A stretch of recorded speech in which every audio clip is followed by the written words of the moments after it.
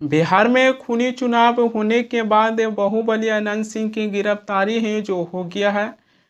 शनिवार रात 11:10 पर पटना पुलिस ने जो 150 पुलिस की टीम लेकर बाहुबली अनंत सिंह के घर पर पहुंचे और उसके बाद पटना पुलिस ने जो बाहुबली अनंत सिंह को गिरफ्तार कर 11:45 पर हैं जो पटना लेकर पहुंच गए हैं। अनंत सिंह की जो गिरफ्तारी हुआ है उस पर भी सवालें हैं जो उठ रही है कि बाहुबली अनंत सिंह की गिरफ्तारी है जो बहुत पहले होना चाहिए, मगर पटना पुलिस ने जो बाहुबली अनंत सिंह को गिरफ्तार करने में भी समय है जो लगा दिए हैं।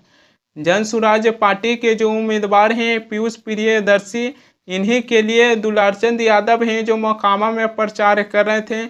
उसी बीच हैं जो दुलारचंद यादव की हत्या कर दिया गया।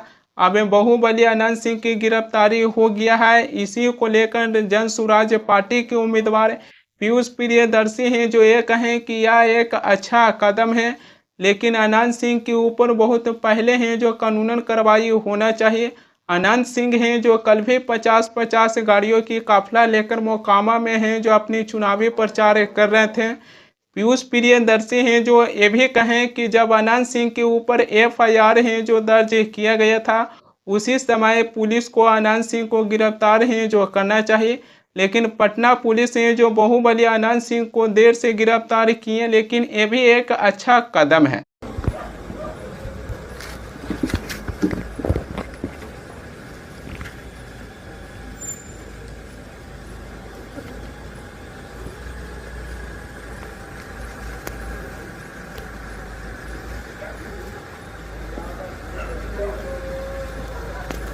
बाहुबली अनंत सिंह की गिरफ्तारी होने के बाद उनकी एक सोशल मीडिया पर पोस्ट भी वायरल हो रही है जिसमें लिखा हुआ है कि सत्यम जयंती, मुझे मोकामा की जनता पर पूर्ण भरोसा है, इसीलिए अब हमारा यह चुनाव मोकामा की जनता है जो लड़ेंगे। अनंत सिंह की गिरफ्तारी होने के बाद पटना की एसएसपी कार्तिक शर्मा है जो आधी रात को एक प्रेस कॉन्फ्रेंस जो बुलाए। उसी प्रेस कॉन्फ्रेंस में कहीं न कहीं अनंत सिंह की गिरफ्तारी होने के बाद पत्रकार भी संतुष्ट हैं जो दिखाई नहीं दिए। पटना की एसएसपी कार्तिक शर्मा हैं जो अपनी प्रेस कॉन्फ्रेंस जो बुलाए। उसी प्रेस कॉन्फ्रेंस में पत्रकार हैं जो उनसे ये भी सवालें हैं जो पूछें कि क्या आपने अनंत सिंह को गिरफ्तारी किए हैं या फिर बाहुबली अनंत सिंह हैं जो सरेंडर किए हैं। एसएसपी कार्तिक शर्मा है जो कहें कि अनंत सिंह की गिरफ्तारी है जो हुआ है, अब जो पटना पुलिस जो कह रहे हैं उन्हीं के तो बात है जो मानना पड़ेगा। सुनिए पटना की एसएसपी कार्तिक शर्मा है जो अपनी प्रेस कॉन्फ्रेंस में मीडिया को क्या जानकारी दिए हैं। अवगत है कि 30 तारीख को एक गंभीर घटना घटी थी और जो दुर्भाग्यपूर्ण था कि इस तरह घटना नहीं होनी चाहिए थी।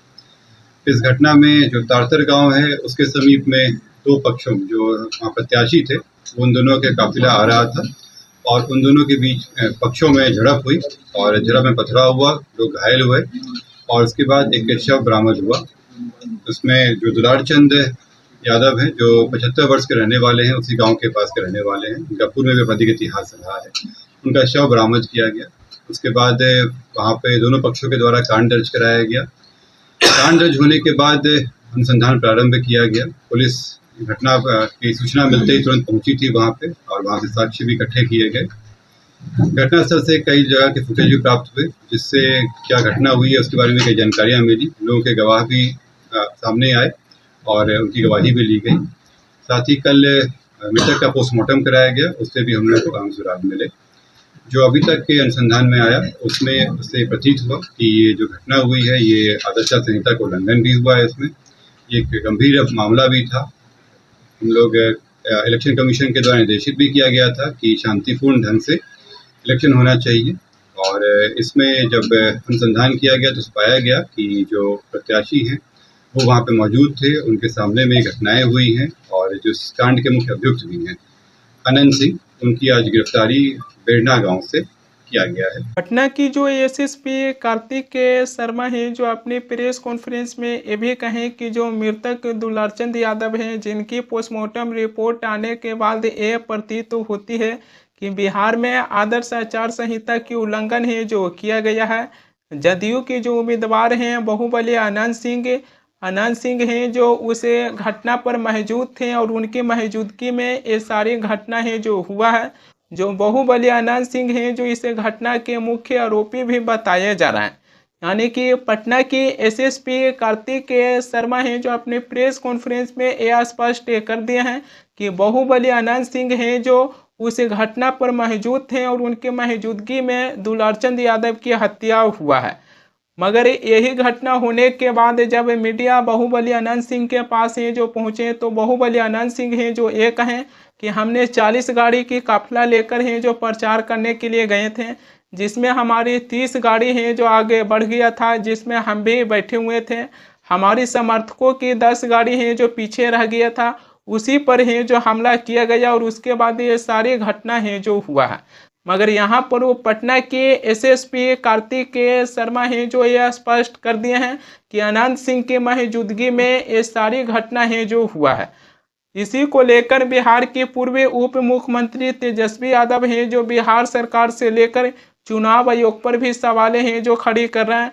तेजस्वी यादव हैं जो ये कहें कि क्या चुनाव आयोग है जो मर गया है, जो एक बाहुबली हैं जो अपने साथ बारूद और गोली बंदूक लेकर हैं जो 40 गाड़ी की काफिला में हैं जो प्रचार कर रहे हैं। एफआईआर होता है, नामदर्ज एफआईआर होता है, फिर भी जो है प्रचार प्रसार में थाने के आगे से आरोपी जो है गुजरता है, प्रचार करता है, बंदूक गोली लेकर के बारूद लेकर के 40 काफिला में घूम रहा है। हत्या हुई, किसी एक व्यक्ति पे कार्रवाई नहीं हुई। कहाँ है चुनाव आयोग? चुनाव आयोग मर गया है क्या? क्या चुनाव आयोग का कानून केवल विपक्षी लोगों के लिए, सत्ता पक्ष के लोगों के लिए कोई कानून नहीं है? चाहे वो हत्या करे या कुछ भी करे, रंगदारी करे, कोई कानून नहीं रह गया है। अपराधी बेलगाम हो चुके हैं और सत्ता में बैठे लोग संरक्षण दे रहे हैं, ये स्पष्ट हो गया है। कांग्रेस पार्टी की तरफ से सुप्रिया सुनीत भी है जो चुनाव आयोग पर सवालें खड़ी किए हैं। कांग्रेस पार्टी की तरफ से सुप्रिया सुनीत हैं जो ये कहें कि मोकामा में एनडीए के कैंडिडेट हैं जो अपनी गाड़ी में बम गोली बंदूक लेकर हैं जो चल रहे हैं। मगर भारत के मुख्य चुनाव आयुक्त ज्ञानेश कुमार हैं जो कुंभकर्णी नींद हैं जो सोए हुए हैं। वैसे तो भारत के मुख्य चुनाव आयुक्त ज्ञानेश कुमार हैं जो कलम पर टक्कर अपने प्रेस कॉन्फ्रेंस जो करते हैं, मगर आज जब एनडीए के कैंडिडेट हैं जो खुलेआम अपनी गाड़ी में गोली बंदूक बम लेकर चल रहे हैं, तब भारत के मुख्य चुनाव आयुक्त ज्ञानेश कुमार हैं जो क्यों कुंभकर्णी नींद हैं जो सोए हुए हैं। मोकामा में गोलीबारी हो जाती है, एनडीए कैंडिडेट अपनी गाड़ी के काफिले में बम गोली बंदूकें लेकर चल रहा है। चुनाव आयोग कुंभकर्ण की नींद सो रहा है, तो चुनाव आयोग जागे। कहां है ज्ञानेश गुप्ता जी? कब ऐसे पेन तोड़ के प्रेस कॉन्फ्रेंस करेंगे जैसे दिल्ली में करते हैं? कब कहेंगे कि फर्जी आयु नहीं चलेगी? कब कहेंगे चुनाव में रक्त रंजन नहीं चलेगा? कहां सो रहे हैं? कौन सी कुंभकर्ण की नींद सो रहे हैं? आपके माध्यम से यह भी सवाल है।